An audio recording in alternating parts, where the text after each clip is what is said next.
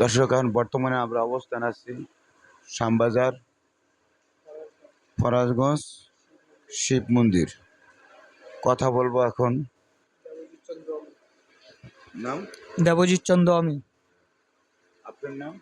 কমের ত্রিপুরা। রাত্র অনেক হইলে, এখন প্রায় রাত্র 3টা বাজে।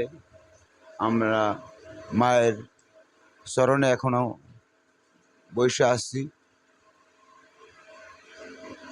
মা ভক্তদের জন্য কি নিয়ে আসছে, মা কিতে আসছে এটা একটু বলো তুমি। মা আসছে গজে, হাতিতে আর কি। হাতিতে না? হ্যাঁ।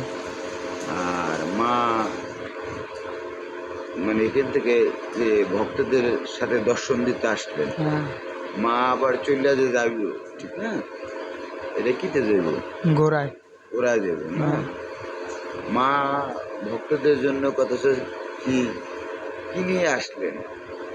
কিনি মা আসলেন কোন বাসনায় ভক্তদের সাথে দেখা করতে? ভক্তদের কোন ভাষণে যাই না, এটা বলতে পারলাম না।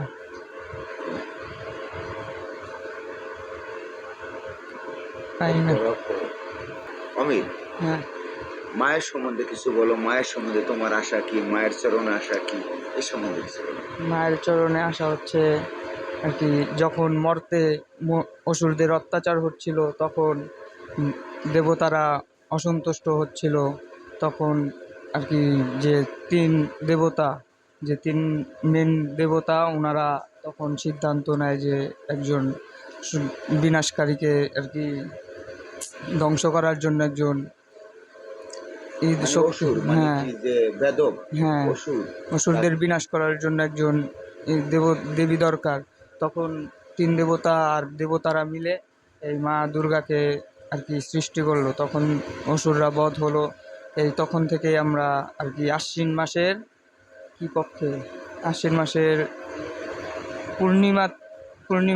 আশ্বিন মাসের কি পক্ষে কিভাবে ভালোবাসতে হবে একটু।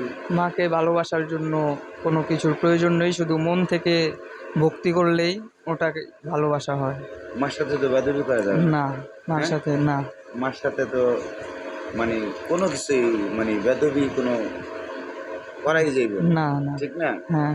মায়ের সবসময় তার চরণের দিকে তাকায় থাকতে হবে, ঠিক না? হ্যাঁ। মায়ের দৃষ্টিতে দিকে তাকানো কি যাবে না। এরকমই তো বিষয়টা না? হ্যাঁ। আমরা আর কি মায়ের চরণে আর কি নিজেদের এই শ্রদ্ধা ভক্তি নিবেদন করি মায়ের চরণে।